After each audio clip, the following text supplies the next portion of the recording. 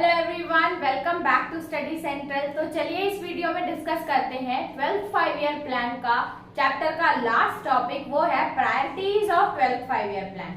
यूं तो हमें ये पता है कि strong macro economics base structure लेके आया था 12th 5 year plan Indian economy में, क्योंकि अब हमारे पास 11th प्लान कंप्लीट हो चुके थे, 12th की तरफ आगे जा रहे थे, तो लोगों की एक्सपेक्टेशन इस 12th 5 ईयर प्लान से ज्यादा थी।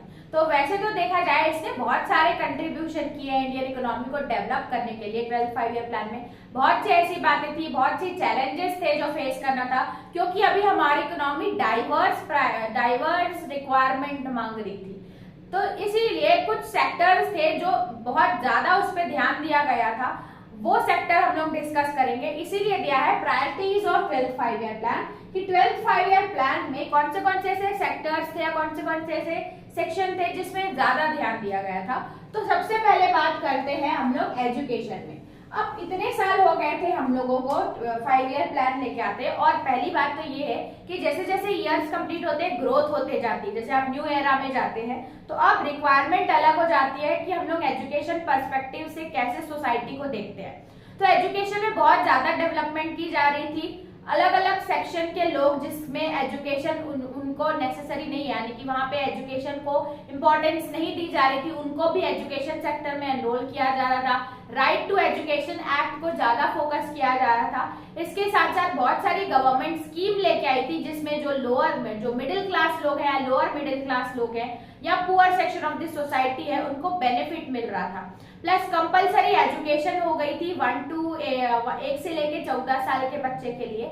इसके साथ साथ अलग अलग स्कीम्स या अलग अलग टाइप ऑफ एजुकेशन में हम लोग डाइवर्सिफिकेशन कर रहे थे। फिर आता है हेल्थ। हेल्थ एक मेजर कंसर्न था उस टाइम पे इंडिया में, क्योंकि उनको हेल्थ सिस्टम बिगाड़ना था। ये कहावत है ना कि healthy person is wealthy person. जब तक पर्सन हेल्दी नहीं रहेगा वो कैसे वेल्थ यानी कि अपना कैपिटल क्रिएट कर पाएगा। तो बहुत सारे हॉस्पिटल्स क्रिएट किए जाते हैं, प्लस मेडिसिन सस्ती लोगों को इजीली मिले, इसके लिए भी बहुत सारी स्कीम्स और इम्प्लीमेंटेशन किए जा रहे थे।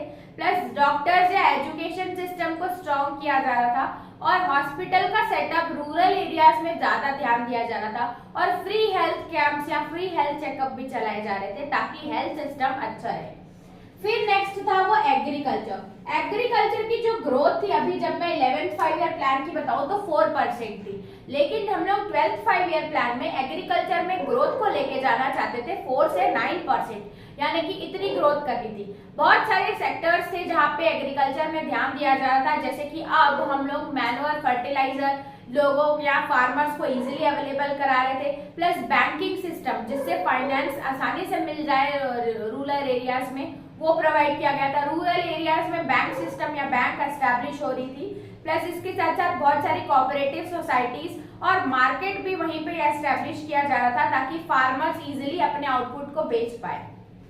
तो एग्रीकल्चर सेक्टर में मॉडर्न वे से हम लोग चेंजेस लेके आ रहे थे। फिर आता है रिस्पॉन्सिवनेस टू क्लाइमेट चेंज। अब आप बोलोगे कि हम लोग क्लाइमेट चेंज पे क्यों डिस्कस कर रहे हैं। हम सबको ये पता है कि अगर क्लाइमेट या एनवायरमेंटल कंडीशन के कारण जैसे कि फ्लड, सुनामी ये सब आता है, तो ये एक इकोनॉमी या एक एरिया को इतना ज्यादा अफेक्ट करता है क्योंकि वो डिस्ट्रॉय करता है बहुत सारे कैपिटल इंफ्रास्ट्रक्चर, जो कि फिर रीबिल्ड करने में गवर्नमेंट के बहुत सारे पैसे लग जाते हैं, प्लस ह्यूमन लाइफ भी अफेक्ट होती है।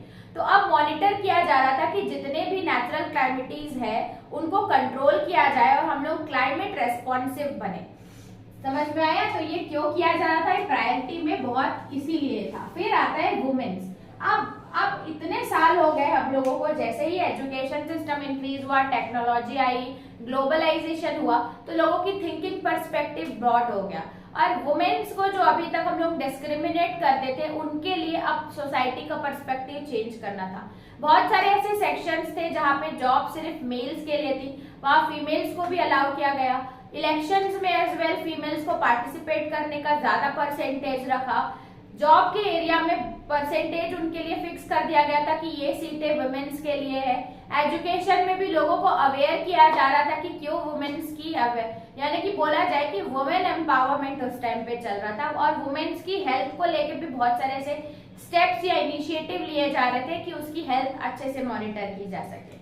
फिर हमारे प्रायोरिटीज थे चिल्ड्रन। अब आपको पता है कि चिल्ड्रन ही हमारे फ्यूचर, ब्राइट फ्यूचर लेके आएंगे हमारे लिए। तो चिल्ड्रन जो रहते हैं उनकी हेल्थ के लिए, उनके न्यूट्रिशन के लिए, उनके एजुकेशन के लिए, जैसे कि बोल सकते हैं कि एक डिपार्टमेंट बना था चाइल्ड एंड वुमेन डेवलपमेंट के लिए। उस डिपार्टमेंट से ये सब मॉनिटर किया जा रहा था और हम स्कीम लेके आ रही थी government child and women's development के लिए।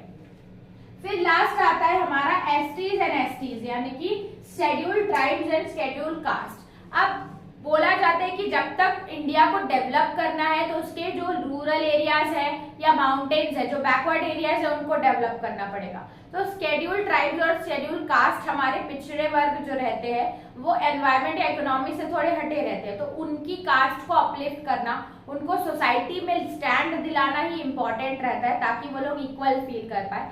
तो इसीलिए एसटीज और एसटी के लिए स्टेप्स ले रहे थे ताकि उनकी कास्ट को अपलिफ्टमेंट मिले और इक्वालिटी आए इंडिया में। तो ये था हमारा पूरा चैप्टर 12th 5 ईयर प्लान का, और ये टॉपिक था priorities of 12th 5 year plan. 8 marks का क्वेश्चन आएगा, इजीली आप एक्सप्लेन कर सकते हैं। तो इसी वीडियो से हमारा 12th 5 year plan chapter complete होता है। आई होप आपको सब समझ में आया होगा। तो इस वीडियो में इतना ही रखते हैं, मिलते हैं नेक्स्ट वीडियो में नेक्स्ट टॉपिक के साथ। तब तक के लिए थैंक्स फॉर वॉचिंग।